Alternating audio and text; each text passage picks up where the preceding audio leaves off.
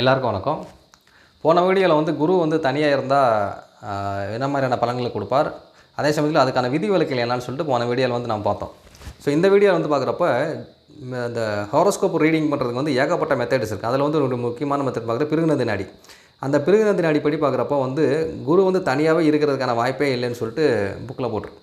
அது பின்னா பிருகுநந்தி நாடி முறைப்படி பார்க்குறப்ப வந்து ஒரு கிரகம் வந்து அது இருக்கிற இடத்துலேருந்து 5, 7, 9 இந்த கிரகங்களோட வந்து தொடர்பு கொள்ளுன்னு சொல்லியிருக்காங்க. அதாவது இப்போ குரு வந்து ஏதாச்சும் ஒரு இடத்துல வந்து தனியாக இருக்கிறான்னு வச்சுக்கோங்களேன், அந்த இடத்துல இருந்து 5வது வீடு, 7வது வீடு, 9வது வீடு இருக்கிற கிரகங்களோட வந்து தொடர்பில் கொள்ளும். அது மட்டும் இல்லாமல் வந்து பார்க்குறப்போ 2வது வீடு, 12வது வீடு இருக்கிற கிரகங்களோடையும் தொடர்பு கொள்ளும். ஒரு கிரகம் வந்து தன்னிச்சையாக வந்து எந்த ஒரு பலனையும் செய்யாது, மற்ற கிரகங்களோட சேர்ந்து தான் வந்து அந்த ஒரு பலனை வந்து செய்யணும்னு சொல்கிறது பிருகுநந்தி நாடியுடைய ஒரு முக்கியமான விதி. ஸோ அப்படி பார்க்குறப்ப அந்த குரு வந்து தனியாக இருக்கிறதுக்கான வாய்ப்பே கிடையாது. ஓகேங்களா? எப்படி இருந்தாலும் வந்து ஏதாச்சும் ஒரு கிரகம் வந்து பார்த்துட்ருக்கோம், இல்லாட்டி ஏதாச்சும் ஒரு கிரகத்தோடு வந்து சேர்ந்துட்ருக்கோம். இல்லைனா வந்து அந்த குருவுக்கு இதுன்னு சொல்லக்கூடிய அந்த திரிகோணங்கள் சொல்லக்கூடிய 5, 7, 9 இல்லைனா குருவுக்கு 5, 9 இந்த மாதிரியான இடங்கள். அதுக்கப்புறம் வந்து பார்க்குறப்ப குருவுக்கு கேந்திரங்கள் சொல்லக்கூடிய 7, 4, 10. ஸோ இந்த இடங்களில் வந்து கண்டிப்பாக வந்து குரு ஏதாச்சும் ஒரு வகையில் வந்து சம்மந்தப்பட்டிருக்கும் அந்த பிளானட். ஸோ அப்படி இருக்கிறப்ப வந்து குரு வந்து தனியாக இருக்கிறதுக்கான வாய்ப்பே இல்லைங்கிறது அவருடைய வாதம். ஸோ எப்படி பார்த்தாலும் வந்து குரு வந்து ஏதாச்சும் ஒரு வகையில் வந்து தனியாக இருக்கிற வாய்ப்பே கிடையாது.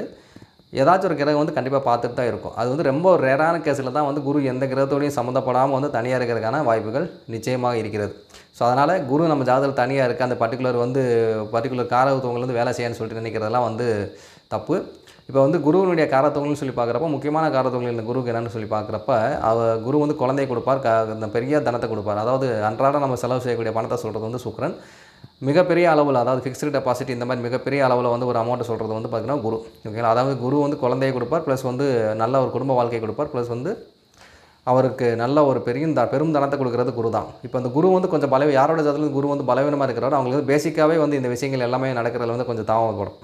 ஓகேங்களா? அதுவும் வந்து குருவும் சுக்கிரன் சேர்க்கிறதுன்னு வச்சுக்கோங்களேன், சுக்கிரன் தரக்கூடிய தாம்பத்திய சுகத்தை வந்து குரு கொடுக்க மாட்டார். அதேமாதிரி குரு தரக்கூடிய அந்த திருமண வாழ்வை வந்து சுக்கிரன் வந்து கொடுக்கவே மாட்டார். ஏதாச்சும் ஒரு வகையில் வந்து திருமண தடைகள் வந்து ஏற்பாடு வந்துக்கிட்டே இருக்கும். ஏதாச்சும் ஒரு வகையில் திருமணம் ஆனாலும் வந்து அவங்க நிம்மதியான ஒரு சூழ்நிலை தான் வந்து நிச்சயமாக இருக்கும்.